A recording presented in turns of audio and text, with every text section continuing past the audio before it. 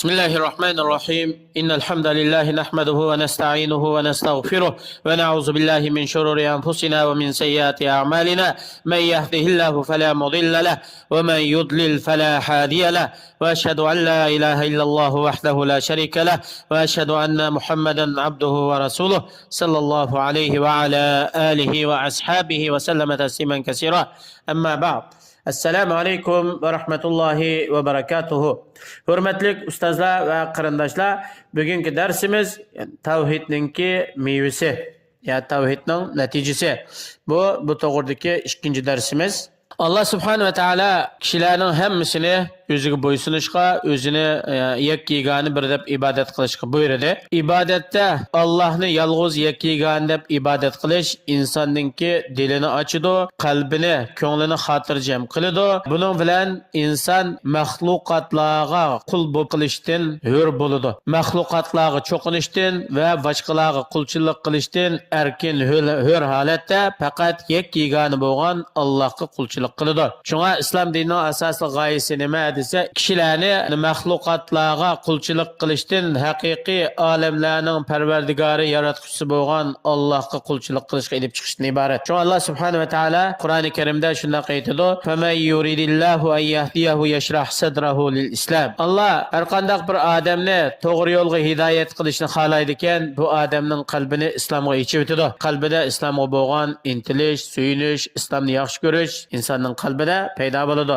Bu nima desa, Allohningki shu insonni to'g'ri yo'lga hidoyat qilganligining alomatidan iborat. Haqiqiy tavhid bilan insonning g'am qayg'ulari ko'tariladi, qiyinchiliklari ichiladi. Bu to'g'rida Alloh subhanahu va taolo shunday aytadi: "Fanada fi zulumati alla ilaha illa anta subhanaka inni kuntu minaz zalimin." Yunus alayhissalom dengizning qorong'uligida, biliqning qornida, kechining qorong'uligida turib, qorong'u zulmatning ichida nido qilib shunday aytdiki: "Ey Parvardigorim, seni hammadan faq deb e'tiqod qilaman.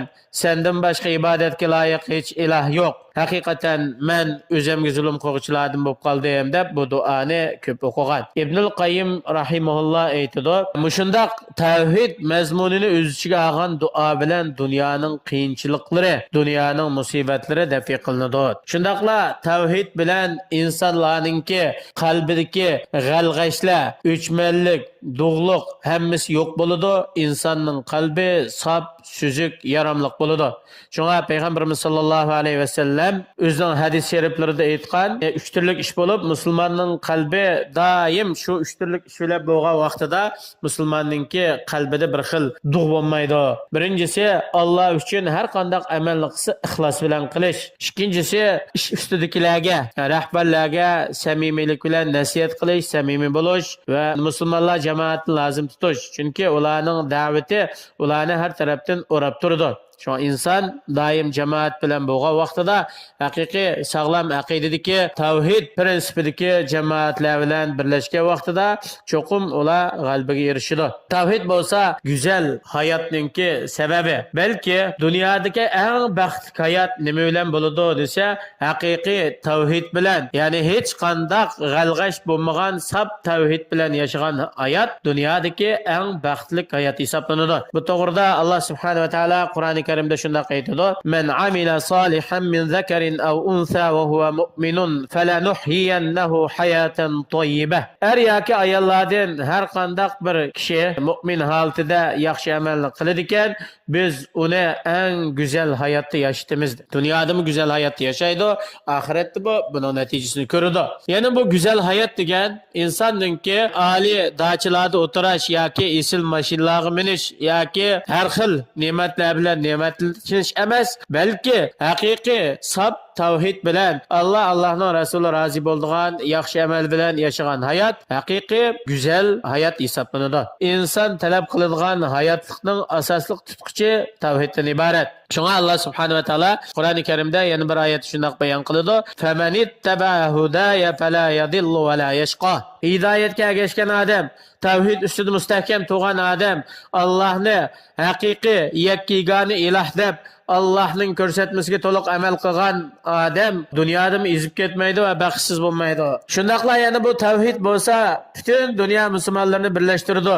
Mayli arab bo'lsin, mayli ajam bo'lsin, mayli sharqda yashaydiganlar bo'lsin yoki g'arbda yashaydiganlar bo'lsin, bularning hammasini birlashtiradigan eng asosli omil qaysi desa, tavhid, ya'ni Allohni bir bilishdan iborat. Alloh subhanahu va taolo Qur'oni Karimda aytadi: "Inna hadhihi ummatukum ummatan wahida va ana robbukum fa'budun" deydi. Haqiqatan sizlarning mush ummatinglar bir ummat. Ya'ni butun dunyoda Allohni bir deb e'tiqod qilgan, payg'ambar alayhisalomni Allohning haq payg'ambar deb e'tiqod qilgan, Qur'oni Karimda Allohning kitobi deb e'tiqod qilgan, Ka'batullohni Allohning qiblasi deb e'tiqod qilgan, haqiqiy tavhid asosidagi kishilarning hammasi dunyoning qanday yerda bo'lishidan qat'iy nazar bular bir ummat, bir millat hisoblanadi. Tavhid kalimasi bo'lsa, nihoyatda go'zal, mustahkam, asli zaminda o'rnagan, shoxchilari osmonga ko'tarilgan Allohning eng oliy kalimasidan iborat. Bu kalima bilan, ya'ni bu tavhid bilan Alloh subhanahu va taolo Musa alayhisalomga bevosita so'z qilgan. Alloh subhanahu va taolo Qur'oni Karimda buni bayon qilib aytadi: "Innani anallohu la ilaha illa ana fa'budni." Haqiqatan men g'anak Alloh. Mendan boshqa ibodatga loyiq iloh yo'q. Mendan boshqa Alloh yo'q. Fa'budni, ma'lam ibodat qilgin deb Alloh subhanahu va taolo bu tavhid kalimasi bilan Musa alayhisalomga bevosita so'z qilgan. Iymonda o tavhid kalimasidanmi eng yuqori bir shaxchi bo'lmaydi. Iymonning eng yuqori shaxchisi tavhid kalimasi. Payg'ambarimiz sollallohu alayhi vasallam muborak hadislarda shunday aytgan: "Al-iymanu bid'un va sab'un aw bid'un va sittuna shu'ba fa afdaluha qawlu la ilaha illalloh." Iymon 70 necha yoki 60 necha shaxchi bo'lib, uning eng afzali, eng yuqorisi la ilaha illalloh. Allohdan boshqa ibodatga loyiq haqiqiy bir ma'bud yo'q degan bu so'z iymonning yuqori shaxchisi. Tavhid kalimasi bo'lsa, so'zlarningki eng pok, eng güzel, qiyomat kuni to'rozi mizonda eng ig'ir o'tirdigan va qul azod qilishga barobar bo'ladigan, har kunisi shaytonning hiyla mikridan insonni muhofazat qiladigan shundoq bir so'z. Bu to'g'rida payg'ambarimiz sollallohu alayhi vasallam aytdi: "Man qala la ilaha illalloh vahdahu la sharika lah, lahul mulku va lahul hamd va huwa ala kulli shay'in qodir fi yawmin 100 marra kanat lahu adla 10 riqabin" ila oxir hadis. Har qanday odam bir kunda 100 qitim Allohdan boshqa ibodatga loyiq haqiqiy ma'bud yo'q. Allah yalğızdır. Allah'ın hiç şeriki yok. Bütün padişahlık, mülkiyet Allah'a xasdır. Barlıq güzel medihiyeler Allah üçündür. Allah hemen nesige kadirdir degen bu sözünü 100 qitim dese, bu adam üçün 10 kul azat qılğanның beraberdə əcir savab buludu. Bu adamga 100 yaxşılıq yazılıdı. Bu adamdan 100 xatalıq öçürüldü. Bu adam üçün şu günü keç qılğanğa kadar şeytanның hil mikirlerden bir saqlandığan, yani tosak, saqlancı buludu. Bu adamdan bu afzal amal qılğan bir adam bo'lmaydi. Faqat yana bir adam eningdan ko'proq degan bo'lsa, ko'proq amal qilgan bo'lsa, u odamning amali afzal bo'ladi. Ya'ni la ilaha illalloh, Allohdan boshqa iloh yo'q, Allah yakkigani degan bu so'z insonning ig'zidan bir xushpuroq to'shqizadigan bir so'z. İnsonningki lavlari buningdimi bir go'zal so'z bilan harakatlanmaydi.